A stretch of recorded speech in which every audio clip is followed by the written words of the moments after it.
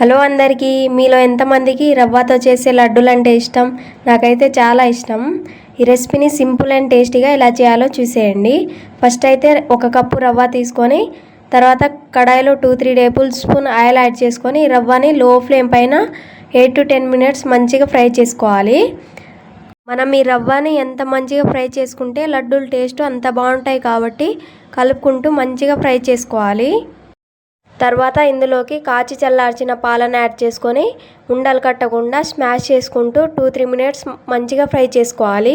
చూశారు కదా, ఇలా పొడి పొడిగా వచ్చేంత వరకు ఫ్రై చేసుకొని స్టవ్ అయితే ఆఫ్ చేసుకోవాలి.